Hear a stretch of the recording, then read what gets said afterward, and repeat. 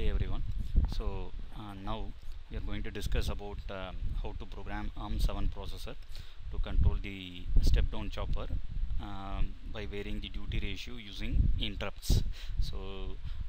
Basically we'll be simulating the program, then the program will be dumped into the ARM7 processor, and the output will be obtained from the particular pins, and from the pins a hardware circuit will be made, and the hardware circuit will be realized with the interrupt. So that is the plan of this lecture video. So now before getting into the program, one thing we'll have to understand.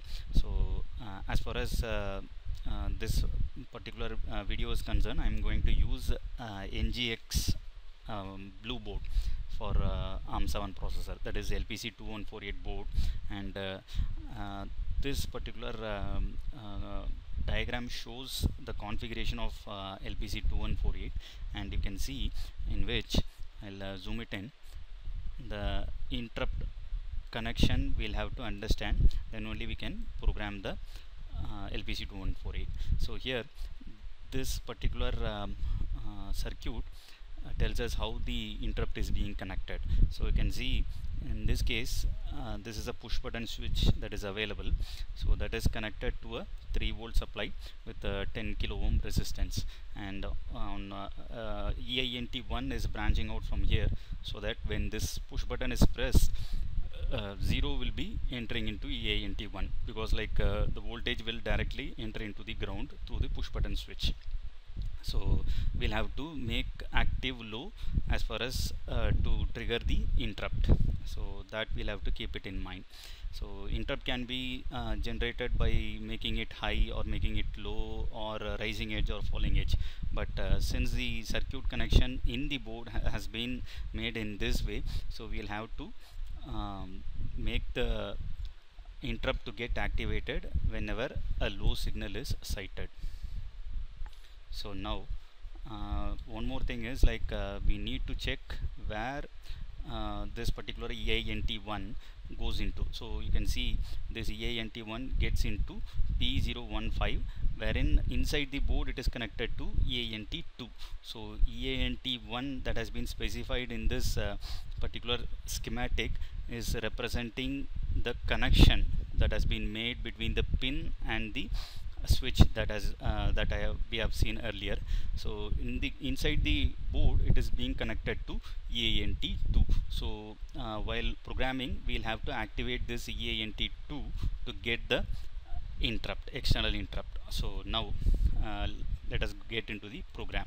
So before getting into the program, I'll start with a new project as such, new Muvision project. So I'll type some name.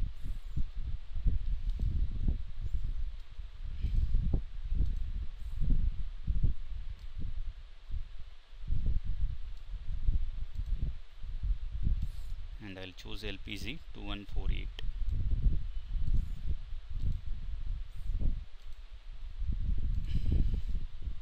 So this is the file that is available. So here I'm going to write the program in ASM, so I'll be removing the startup.s, but for interrupt, this startup.s content is very much required. So I'll copy the content of startup.s, and then I'll just delete this from the source group, and then I'll create a new file. In the new file I'll copy this one. So after copying this, I need to delete this part. So we are not going to use the C code, so we'll delete from 412, the line 412. After whatever is available, we'll be deleting it. Next is we'll have to get into the line number.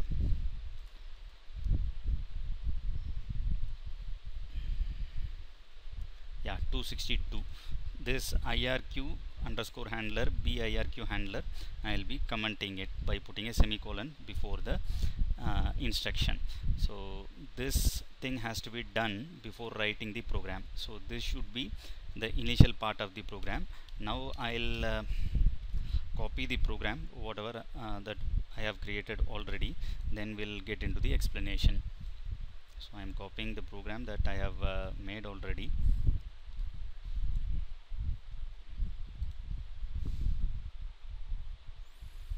Okay, copied. Startup.s, I can close it here. Now I can save the file. So I'll save it like int.asm.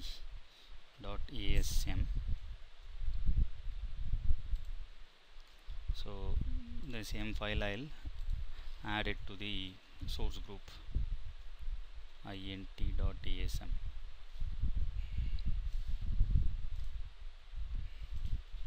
Okay, now the program is ready to be simulated. Before simulation, let us see the logic of the program.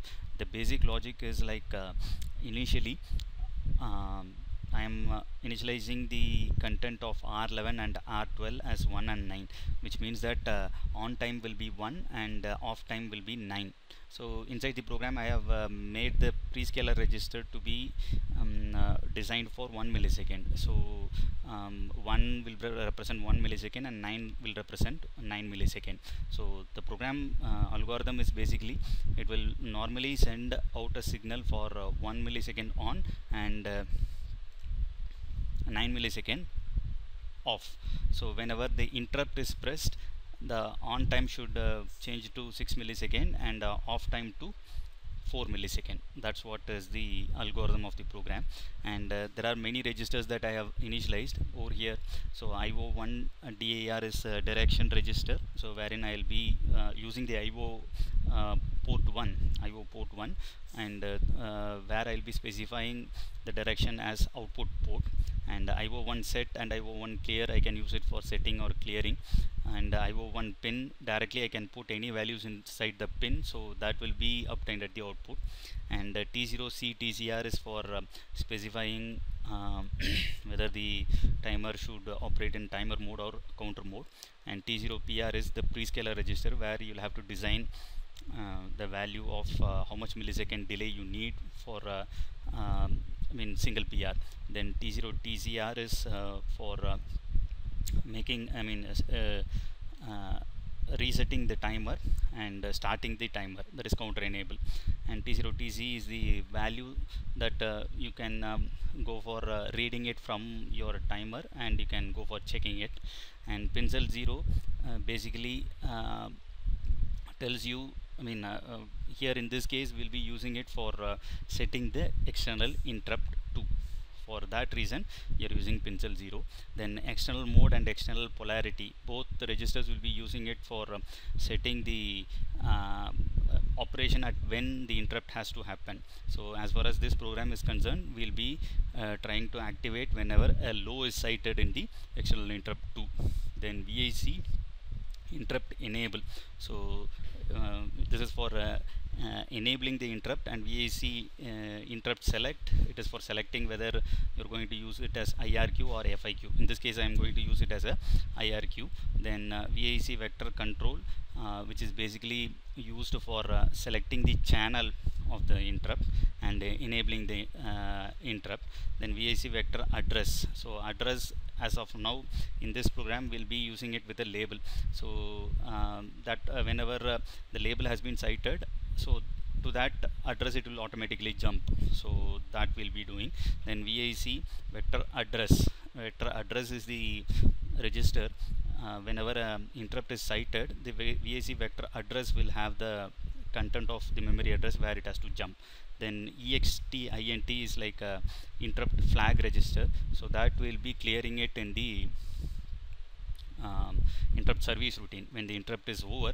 So we'll specify that the interrupt is over, so that specification is done in EXT INT. So as I've already mentioned, R11 and R12 I am doing it for maintaining 1 millisecond delay for on time and 9 millisecond delay for off time.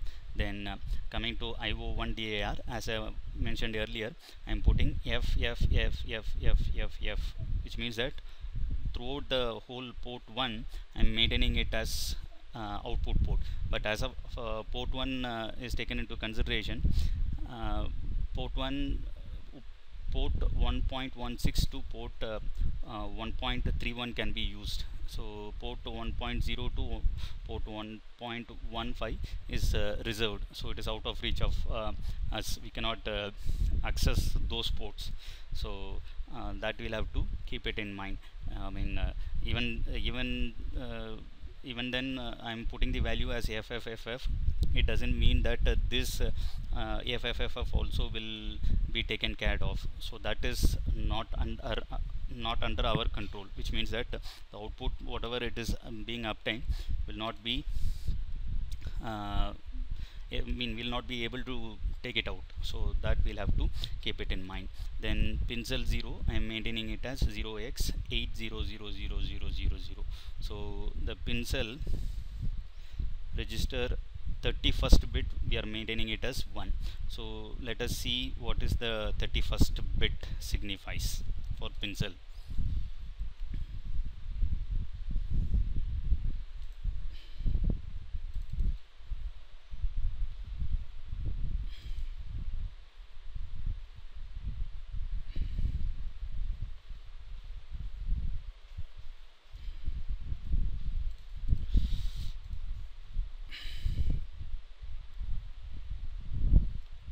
Okay, so 31st bit, so you can see that when I am making 31st bit 1 and 30th bit as 0, EANT2 is activated in port pin P0.15. So to activating P0.15 with the external interrupt 2, we are putting 8 and 0000000 in the pin cell 0. Then coming to external mode register. So now let us see what does that external mode register signify.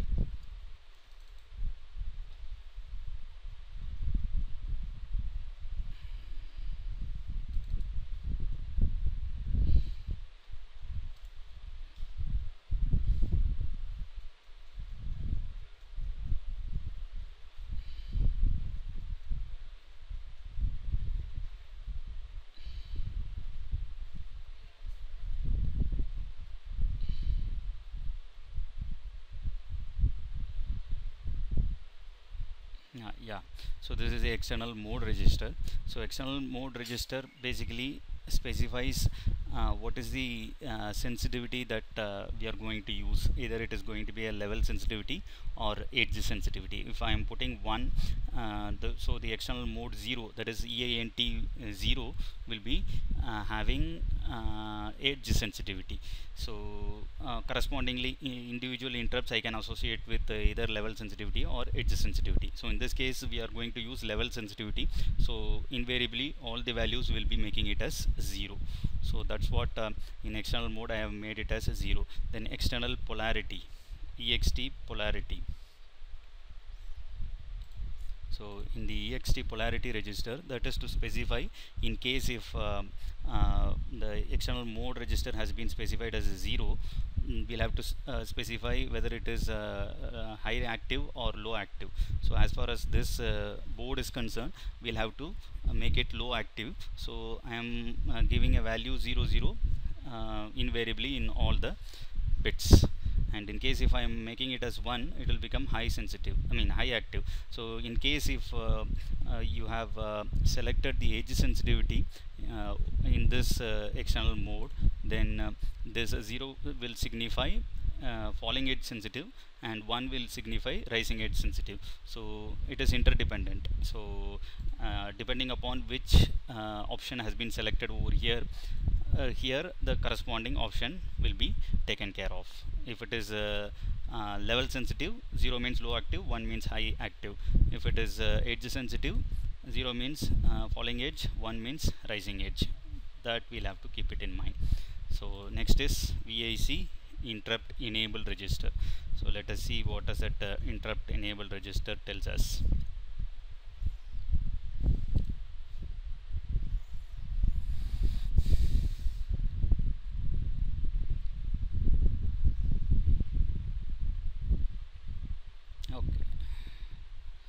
Okay, VAC interrupt enable register. So this is the register, so in which we can see the arrangement of interrupts. So interrupt starts with 0, 1, 2, so different interrupts are available. So here we'll have to cite where EANT2 is available. So EANT2 is the 16th bit. So we'll have to make this 16th bit high to activate this EANT2. So 16th bit, obviously you can see this is 8421, this is 0, again 8421, this is again 0, 8421 0, then 8421, this also will be 0. We are not going to activate any of these interrupts, so everything becomes a 0. So 0 0 0 0, and this one is like this is like 8421. So when this one is made as 1, so the value will be 1. So correspondingly the value is 1 0 0 0 0, 1 4 zeros. So that has been specified in VAC interrupt enable. Then VAC interrupt select. So let us see what is that VAC interrupt select signifies. So this is the VAC interrupt select register. So whatever the interrupt that we have selected in VAC interrupt enable, corresponding interrupt, if you make it as 1, then it will be associated with FIQ interrupt. So as far as this particular program is concerned, we are going to make it as IRQ interrupt. So we'll be making every value, every bits inside this particular register as 0, so that EANT2 also has 0. EANT2 has the bit has a 0, so IRQ is activated. So that we are taking care in the VAC interrupt select. Then coming to this VAC vector control 2. So since we are using EANT2, I have chosen VAC vector control 2. So let us see the structure of VAC vector control 2.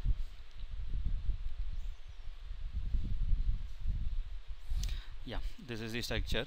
So VAC control register 0 to 15. Any, depending upon which interrupt you have chosen, we can go for selecting that particular vector control. So since we are using external interrupt 2, I have chosen VAC vector control 2. So all the registers VAC vector control 0, 1, 2, 3, 4, everything has the same register format. So 31 to 6 is reserved, 0 to 4 is used for representing the channel number, while the 5th is to slot enable.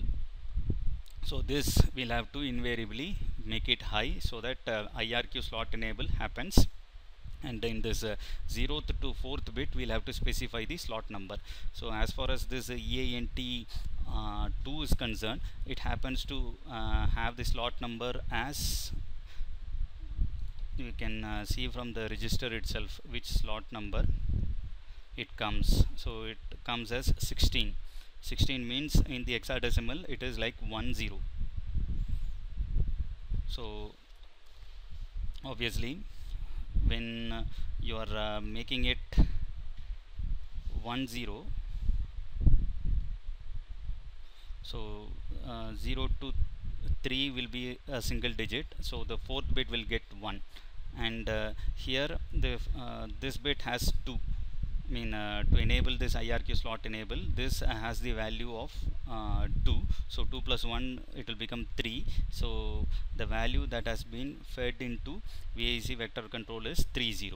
So that enable is happening, that is like IRQ slot enable is happening, and at the same time 10 I am giving, so that the 16th slot, the 16th channel is enabled. Then VAC vector address 2, I am giving a label IRQ underscore handler. So I'll be using this IRQ underscore handler whenever I am starting with a interrupt service routine. So that IRQ handler I am putting in the VAC vector address 2. Then coming to the main subroutine. So main subroutine will have 2 delays. So initially I am putting IO1 set into R9 and IO1 clear into R10. So R7 I am making FFFF, and initially I'm putting the content of R7 into R9 so that all the port pins of port 1 is set. Then I'm calling the delay, then that is like on time. Then I'm clearing all the content of port 1 by putting FFFF in the IO1 clear. IO1 clear is available in R10, so this will get cleared, and the delay 1 is off time. So two delay subroutines I have.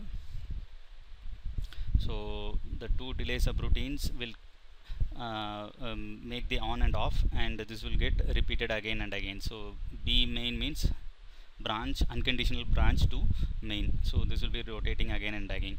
Coming to the delay subroutine, I think this delay we have discussed in detail in the timer program itself, so I'll have a quick overview of what is the delay specify. So first of all, MOV R6 LR I have used. This is like to save the LR, because when we are using interrupt service routine, at that time also link register, LR is a link register will be accessed and the content will be changing. So there should not be any confusion when the interrupt has occurred when the delay is running. So that's the reason I am saving the content of LR into R6, and at the end of the subroutine I'll be moving the content of R6 to LR, and then I'll be returning from the subroutine. This is the procedure. So coming to the program, T0C TCR, I'm moving 0 value so that timer mode is activated, and T0PR I'm moving value BB7. So this is a calculation we'll have to do to as far as to get 1 millisecond, we have made this calculation. You can see over here f clock is like f oscillator divided by 2. So the 12 megahertz is the oscillator frequency, so obviously the f clock will be 3 megahertz, and your time will be obtained by the formula PR plus 1 divided by f clock. So to get 1 millisecond, I'll make it like 2999 plus 1 divided by 3000000. So 299 decimals equivalent is BB7. So BB7 has been specified over here to get 1 millisecond delay. Then coming to T0 TCR, we are putting 2 for resetting the timer, then 1 for enabling the timer. Then in T0 TC, the value from T0 TC I am obtaining it to the R3 register. Then I am moving the content of R11 we have initialized in the beginning with 1. So R11 and R4 is compared over here, and unless and until R3 and R4 becomes equal, so BLT is the branch instruction that I am using, so it will be running inside this loop, and when R3 becomes equivalent to R4, then it will come out of this loop, and I am putting R5, that is a 0 into T0 TC and T0 TCR, so that it is getting resetted, and I am getting out of the delay subroutine. So this is what is happening. And delay 1, obviously the same thing will be repeated, same MOV R6 LR to protect the link register, and only change that has been made is instead of R11 I'll be using R12 for comparison, because like this is for off time. So R12 is compared, and whenever the value of R4 reaches R12, it comes out of the loop, and it makes the value of T0 TC and T0 TCR as 0, so that resetting is happened. Then it comes out of the delay subroutine. So this is the delay subroutines explanation. Then coming to this IRQ handler, so we need to subtract the offset. As far as IRQ is concerned, the offset is 4, so we'll have to put subtract LR, #4, so that while it is returning there is no issues. So as I've already mentioned, when the interrupt is activated, the on time will be 6 millisecond and off time will be 4 millisecond. So that has been specified, R11 and R12. Initially it was like R11 is 1 and R12 is 9. Now I have changed it to 6 and 4. So this change is happening when I am pressing the interrupt button. Then VAC vector address I am clearing with 0, so that after the these are the two major job that I have to do inside the interrupt service routine. After the job is completed, the VAC vector address I am clearing, then EXTINT I am putting a value 4. So let us get into what is the structure of EXTINT.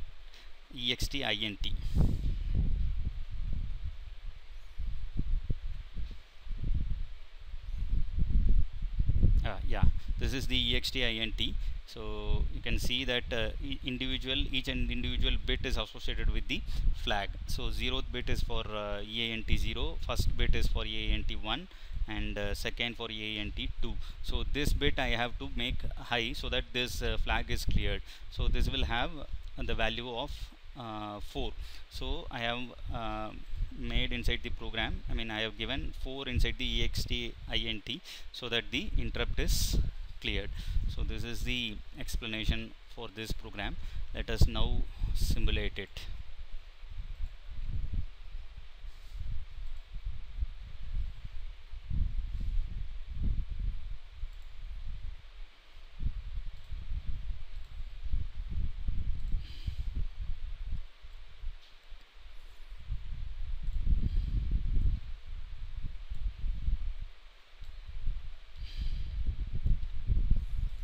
So I can use any port pin. I am a port pin of port 1. So basically I will be using port 1.16 for getting the output, and I am making it as bitwise. Then I need to have a interrupt source that I have given for port 0.15. So let us run the program. Okay, now I am simulating. So let us check the timing. So here the on time is 1 millisecond. The delta that has been shown, you can see that it is 1 millisecond, and the total timing happens to be 10 millisecond. So the off time will be almost 10 millisecond, sorry, 9 millisecond.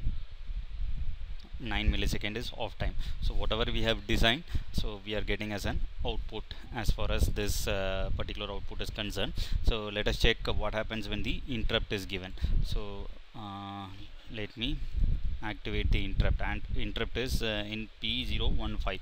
So we can see the variations that has happened. Let us check the on time and off time. So this is the on time.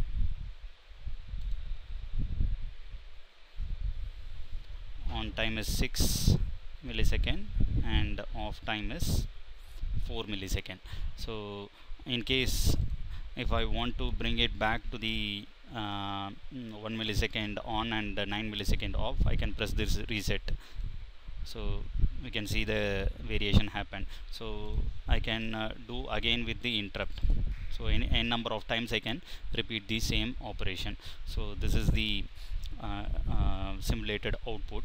So to get the hardware output, so what I'll have to do is I'll have to get into these options for target, then I'll be mentioning this crystal frequency as 12, and in the output I'll have to click this create hex file, and I can select folder for objects. If I select, then it will tell me where this X file will be created. So it is creating in the VAT2K16 program objects file. So from that I can go for dumping it.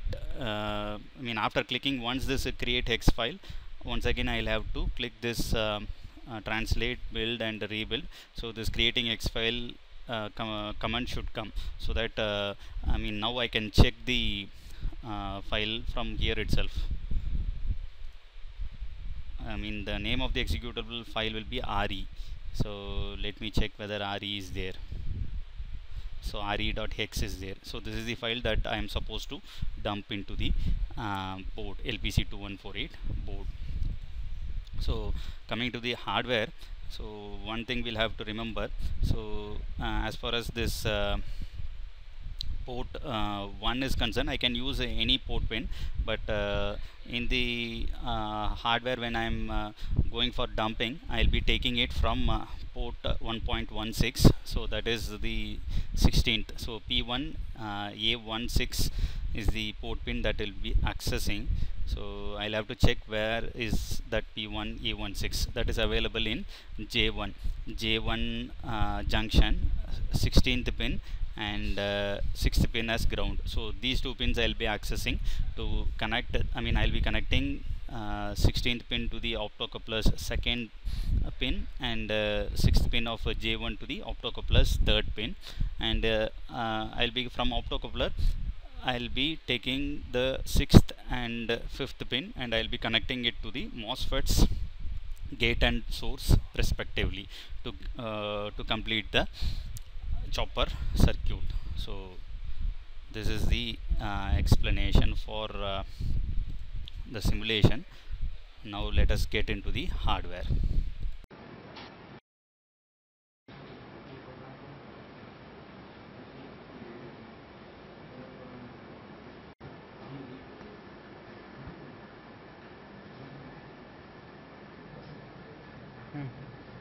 Okay, so now the code has been dumped into the LPC2148, and I'm going to take the output from P1.16. 1.16 is available in J1 16th pin. So J1 16th pin, I'm taking it to the positive of the CRO, or the DSO, and then the 6th pin, that happens to be the ground, is connected to the negative. So now you can see the output waveform. So here the on time is 1 millisecond. On time is 1 millisecond, and off time you can see 9 millisecond. So now I'm going to change the duty ratio by using this particular switch. This switch is connected to the external interrupt 2. So I'm pressing this, and you can see the waveforms. On time has changed to 6 and off time to 4 millisecond. So again I can bring back it to the original value by clicking the reset button that is available here. So this is the reset. Now I am pressing. So you can see that the value of on time and off time has changed. Again I can change it at any n number of times. So I am changing it between the interrupt and the reset. I am using interrupt button and reset button to change the duty ratio.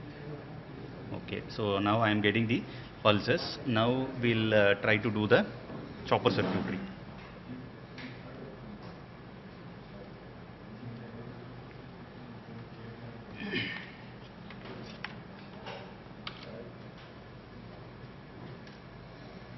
So the 16th pin, and giving it to the optocoupler second pin, and the 6th pin to the optocoupler third pin. Then I am using the C port of this particular RPS. So RPS positive, I am connecting it to the 8th pin, and RPS negative, I am connecting to the 5th pin. Now I need to check whether the optocoupler is giving the output. So I'll connect the 6th pin towards the DSO's positive, and 5th pin to DSO's negative probe. So you can see the output waveform. So, and again same operation, I can check the values of the on time getting changed while I'm pressing the reset, and then returning back to the original position when I press the reset button. Now, so the optocoupler is working fine. Next is the circuit for the chopper. The MOSFET I am connecting now. So to the MOSFET I need to give the gate from the 6th pin. sixth to gate, and fifth to the source of the MOSFET.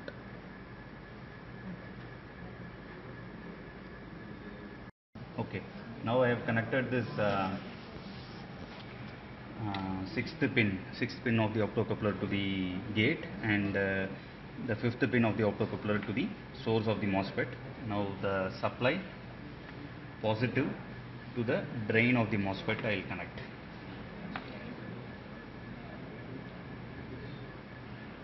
Then negative, I will connect the load resistance. So at the end of the load resistance, the negative of the RPS will go. So the chopper circuit is over now. Now I will connect the probe across the load resistance. So positive to the source end, and negative to the other end. So you can see the output voltage. So output voltage is obtained as like on time for 1 millisecond and off time for 9 millisecond. And when I press the interrupt button, the value of on time is changing. So when I press the reset button again, it changes. So this is the chopper control by varying the duty ratio, by changing the on time, and by fixing the frequency as constant. Thank you.